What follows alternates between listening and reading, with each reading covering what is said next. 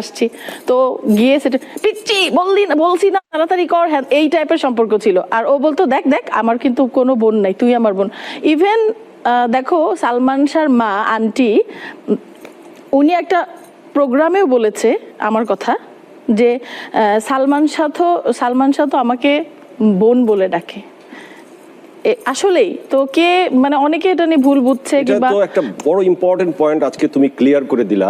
এবং দর্শক অনেকাংশে দর্শককে এটা মোটিভেট করা হয়েছিল যে সালমান শাহর এই অপমৃত্যুর সাথে তুমিও কোনো না কোনো ভাবে জড়িত ছিলা, যে তোমাকে ও ভালোবাসতো, সামিরা তোমাকে সন্দেহ করতো। আমি কেন বলো এটা কোনো কথা? এটা আজকে তুমি ক্লিয়ার করে দিলা যে ভালো, ও আমাকে বোনের মতো জানতো, আমি ওকে ভাইয়ার মতো জানতাম। মানে আমরা দুইজন, এখন মানুষ ভুল বুঝতেই পারে অনেক সময়, আমাদেরকে নিয়ে অনেক মানে অনেকে মানে সবাইকে বলছি না, কিছু মানুষ অনেকে গসিপ করে, অনেক বাজে কথা মানে বলে, মানে কিছু সংখ্যক যারা অপপ্রচার করে, হয়তোবা তাদের কথা শুনে সামিরা হয়তোবা মানে বিশ্বাস করেছিল, কিন্তু আসলে ব্যাপারটা তো সবকিছু মানে পাবলিক জানার কথা না, কতটা সত্যি আর কতটা মিথ্যা।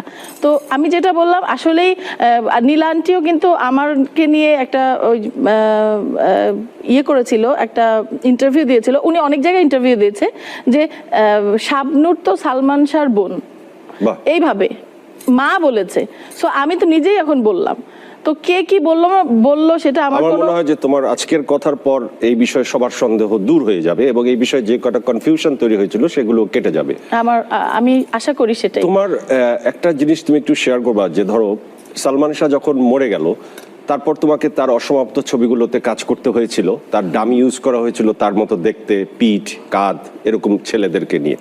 তো তোমার নাচের দৃশ্যও করতে হয়েছিল, তোমার অ্যাক্টিংও করতে হয়েছিল। ওই সময়ের ফিলিংসটা কি ছিল সালমান শাহর মৃত্যুর কিছুদিন পরেই?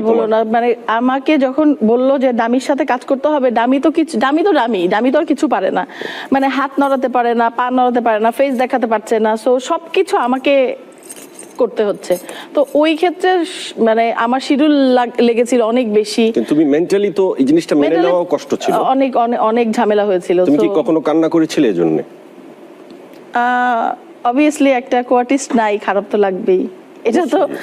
এটা কেমন ধরনের প্রশ্ন? এবং তোমার সবচেয়ে ইম্পর্টেন্ট কোয়ার্টিস্ট তোমার লাইফে, যাকে তুমি ভাই ডেকেছো, এবং সে তার অনুপস্থিতিতে তোমার এই শুটিং গুলো শেষ করতে হয়েছে, রিয়েলি টাফ। আজকে সালমান শাহ থাকলে হয়তো বা শাবনূর সালমান শাহ অনেক অনেক অনেক ভালো কিছু হতে পারতো।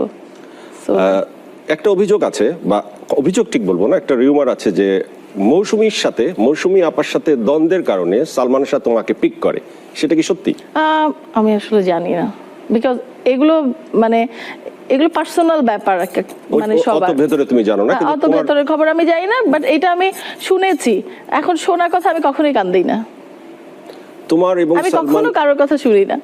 আমি নিজে যেটা বুঝি সেটা, আমি সব বুঝি সেটা না, আমি যে সব জানতা সেটা না, বাট আমার যেটা মনে হয় আমি সেটা করি। তোমার আর সালমান শাহ ভাইয়ের সবচেয়ে প্রিয়, এই জুটির সবচেয়ে প্রিয় ছবি কোনটা? তোমাকে যদি একটি ছবি খুঁজতে বলা হয়। আনন্দশ্রু সময় আর একটা গান হয়েছিল, তুমি আমার এমনই একজন। তুমি তো গেয়ে শোনাও না ভাই?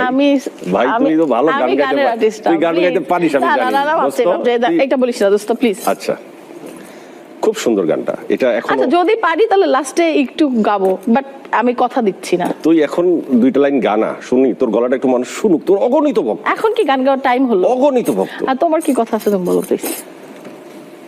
ওয়েল, আসলে একটা বড় ব্যাপার ক্লিয়ার হয়ে গেল। তোমাকে গান শোনানোর আমার কিছু নেই এখন। না, তুমি গান আমাকে শোনাতে বলছি না, আমার মাধ্যমে মানুষকে শোনালা। তুমি তো সবসময় আমাকে মাধ্যম হিসেবে ব্যবহার করো, দর্শকদের সবসময় তুমি আমাকে মাধ্যম হিসেবে ব্যবহার করো। আমি জীবনেও না, আমি দর্শকদের এভাবে শোনাবো কেন? আমি দর্শকদের, তুমি যেমন সালমান ভাইকে ভাই ডাকছো, দাঁড়াও, মিউজিক লাগবে আমার, ঢোল তবলা লাগবে, সেটা সিঙ্গারদের লাগে, সেটা শাবনূরের লাগে না। তুমি যেমন সালমানকে ভাই ডাকছো, সালমান শাহকে, মরহুম সালমান শাহকে তুমি ভাই ডাকছো, তুমি তো রিয়াজকে ভাই ডাকো নাই। তাদেরকে তোমার হঠাৎ করে দেখে নায়ক মনে হয়ে গেল, সালমান শাহ আমাকে পিচ্চি বলে ডাকতো, আর রিয়াজ তোমাকে কি বলে ডাকতো? আমরা সালমান শাহ বলতো তুই আমার ভাইয়ের। এটা তো আমরা শুনে গেছি। রিয়াজ তোমাকে কি বলে ডাকতো? রিয়াজ আমাকে বলতো শাবনূর। কখনোই না, মিথ্যা কথা বলতো। তাহলে কি বলতো? বলো, কিছু একটা বলতো। বলো, তুমি এত জানতা, বলো না। তোমাকে একদম তোমাকে খোলা শাবনূর বলবে, এটা আই ডোন্ট বিলিভ। আচ্ছা, পূর্ণিমা এসে বলে গেছে সিক্রেট, কিছু সিক্রেট আউট করো না, এখন তো সিক্রেট আউট করার সময় না। ভাই, ওর বউ বাচ্চা আছে,